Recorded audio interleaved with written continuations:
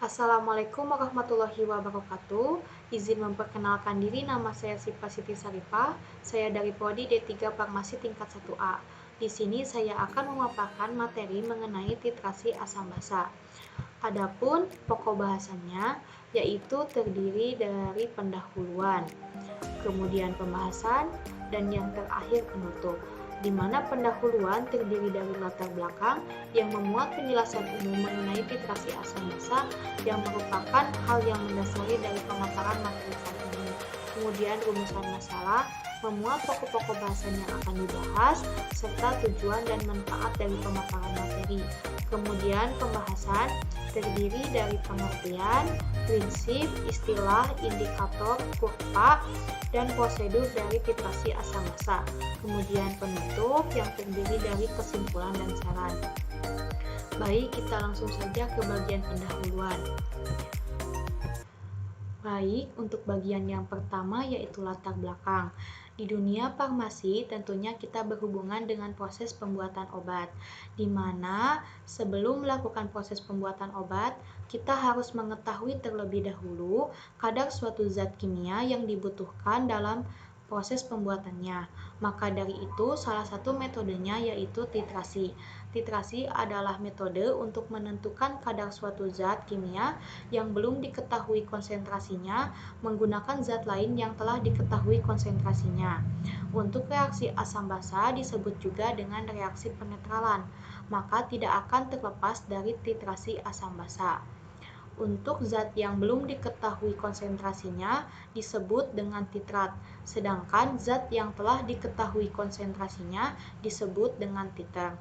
Maka dari itu, di sini saya akan membahas lebih lanjut mengenai titrasi asam basa. Berdasarkan latar belakang yang telah dijelaskan, adapun rumusan masalahnya yaitu yang pertama, apa pengertian titrasi asam basa, bagaimana prinsip titrasi asam basa, kemudian apa istilah-istilah pada titrasi asam basa, kemudian apa saja indikator titrasi asam basa, bagaimana kurva dari titrasi asam basa, dan yang terakhir bagaimana prosedur dari titrasi asam basa.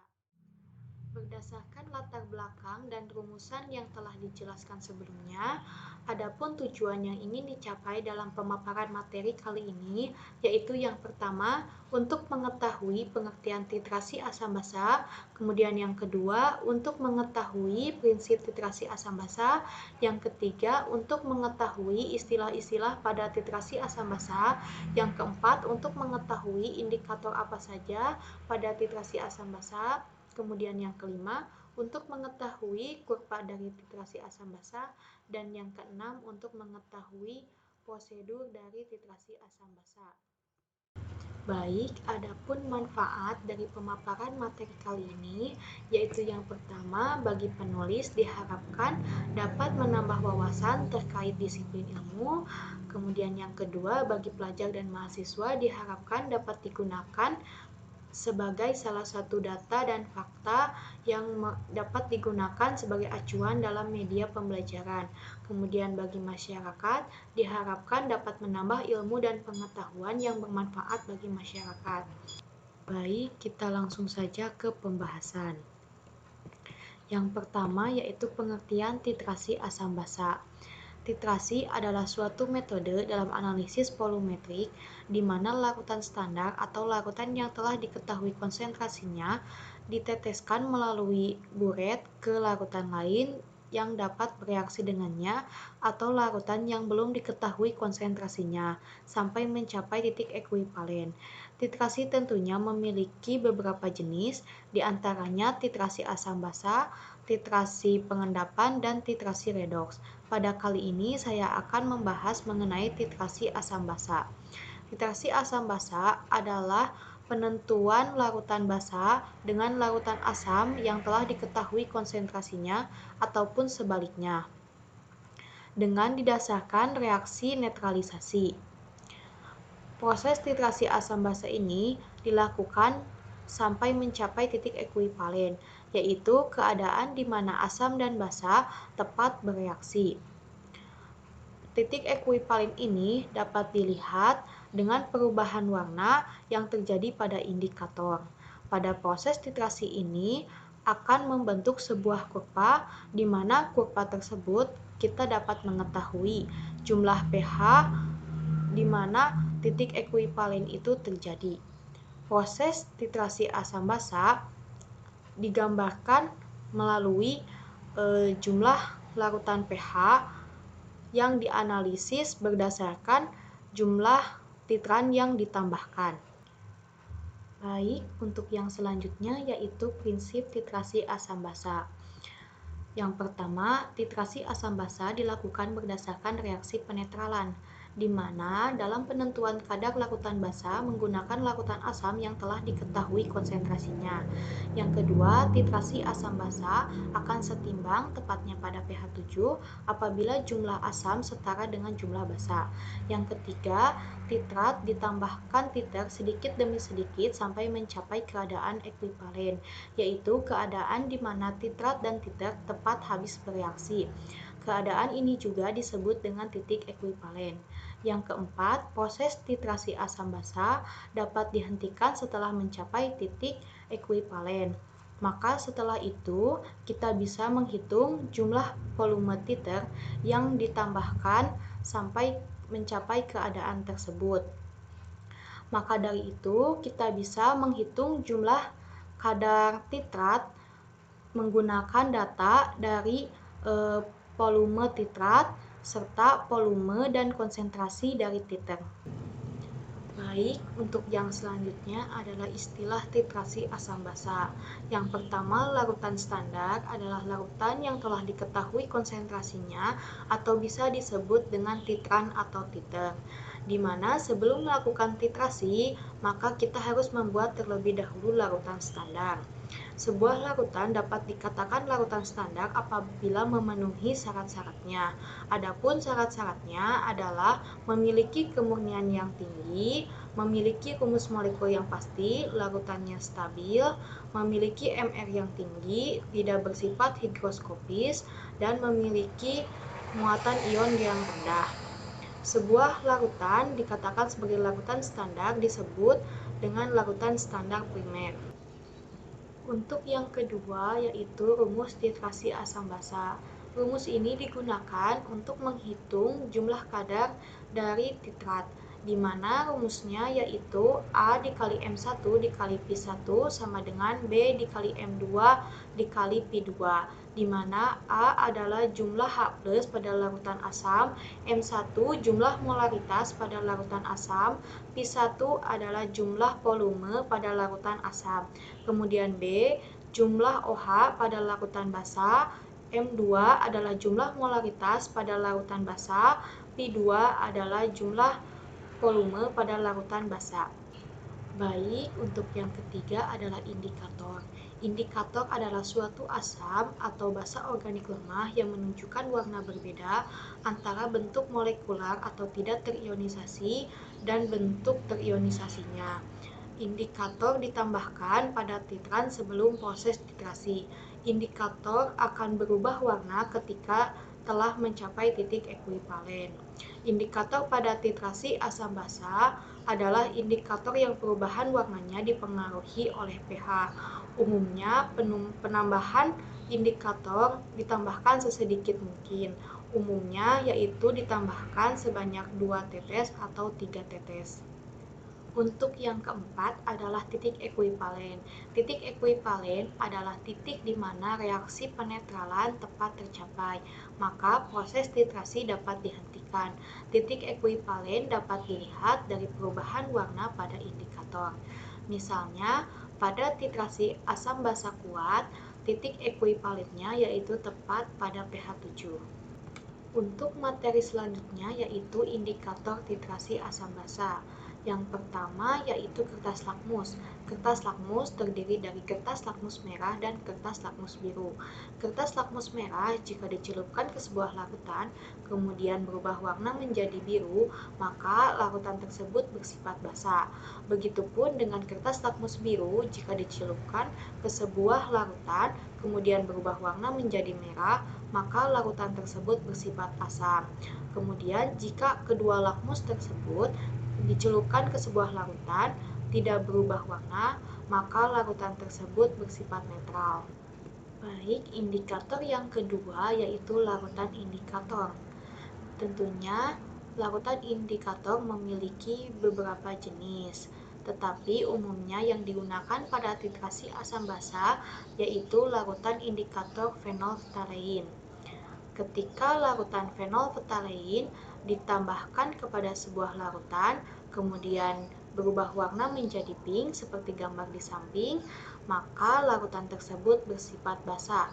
Sedangkan jika larutan fenolftalein ditambahkan ke sebuah larutan, kemudian tidak berubah warna seperti gambar di samping, maka larutan tersebut bersifat asam.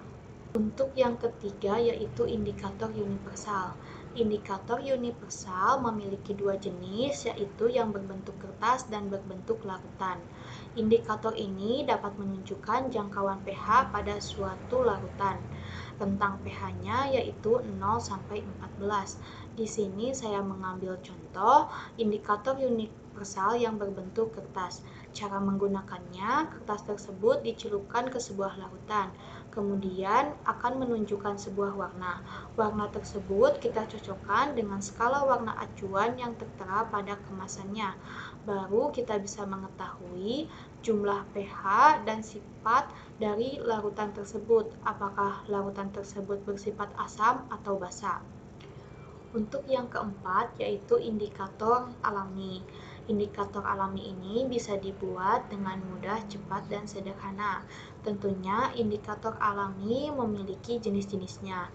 Di sini saya mengambil contoh indikator alaminya yaitu daun kubis ungu.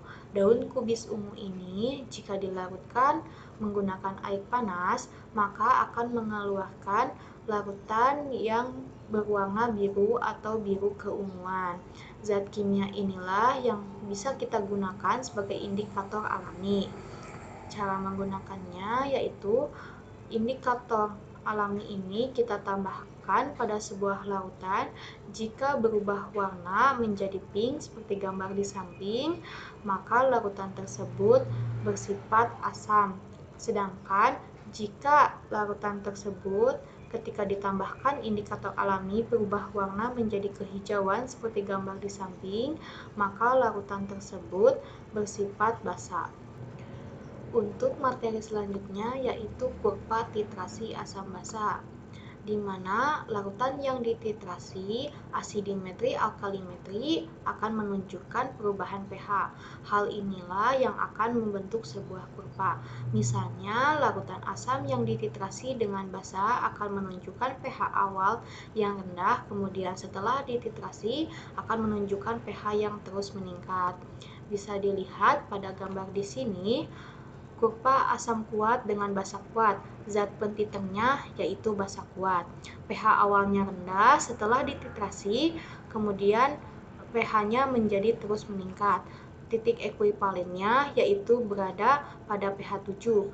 Kemudian basa kuat dengan asam kuat, zat pentiternya yaitu asam kuat, pH awalnya tinggi, setelah dititrasi mengalami penurunan.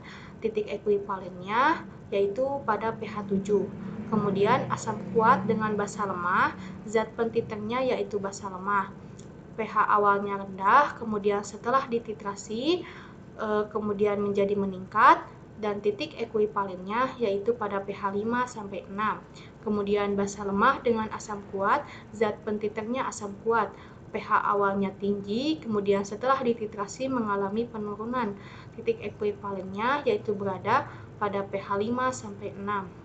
Untuk materi selanjutnya yaitu prosedur dari titrasi asam basa yang terdiri dari penyiapan alat dan bahan, cara kerja, hasil pengamatan, dan perhitungan.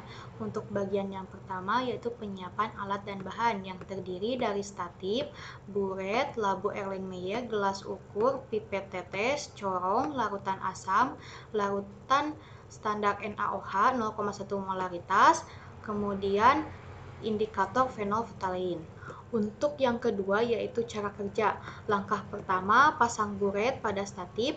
Yang kedua, isi buret dengan larutan standar NaOH. Yang ketiga, masukkan larutan asam sebanyak 25 ml ke dalam labu Erlenmeyer. Yang keempat, tambahkan 2-3 tetes indikator fenolftalein. Yang kelima, lakukan titrasi sebanyak 3 kali. Yang keenam, hentikan proses titrasi ketika larutan sudah berubah warna menjadi merah muda seulas. Yang ketujuh, ukurlah volume NaOH yang digunakan. Untuk yang ketiga yaitu hasil pengamatan. Asam yang digunakan pada percobaan ini yaitu asam manopalen. Volume asam manopalen yang digunakan pada percobaan 1, 2, dan 3 yaitu sama sebanyak 25 ml, sehingga rata-ratanya 25 ml. Kemudian, volume NaOH 0,1 molaritas yang digunakan pada percobaan pertama sebanyak 20 ml, percobaan kedua 19 ml, dan percobaan ketiga 21 ml, sehingga rata-ratanya 20 ml. Rata-rata volume inilah yang bisa digunakan untuk tahap perhitungan. Di sini kita akan menghitung konsentrasi asam manopalen yang digunakan menggunakan rumus titrasi asam basa, yaitu A dikali M1 dikali Pi1 sama dengan B dikali M2 dikali Pi2. 1 dikali M1 kali 25 ml sama dengan 1 dikali 0,1 dikali 20 ml. Jadi totalnya M1 yaitu sebanyak 0,08 molaritas. Jadi konsentrasi asam manopalen yang dibutuhkan pada percobaan ini yaitu sebanyak 0,08 molaritas. Pokok bahasan yang terakhir yaitu penutup. Untuk kesimpulannya, yaitu titrasi adalah suatu metode untuk menentukan kadar suatu zat menggunakan zat lain yang telah diketahui konsentrasinya. Titrasi memiliki beberapa jenis, diantaranya titrasi asam basa. Titrasi asam basa adalah penentuan kadar larutan basa menggunakan larutan asam yang telah diketahui konsentrasinya, begitupun sebaliknya, dengan didasarkan reaksi netralisasi. Untuk sarannya, diharapkan dengan adanya pemaparan materi ini dapat membantu audiens lebih memahami dan menguasai titrasi asam basa, sehingga dapat mempraktikannya sesuai dengan prosedur yang berlaku. Mungkin itu yang dapat saya sampaikan. Mohon maaf bila ada kesalahan dan kekurangan. Selalu jaga kesehatan, jangan lupa 3M, memakai masker, mencuci tangan, dan menjaga jarak. Sekian dari saya. Wassalamualaikum warahmatullahi wabarakatuh.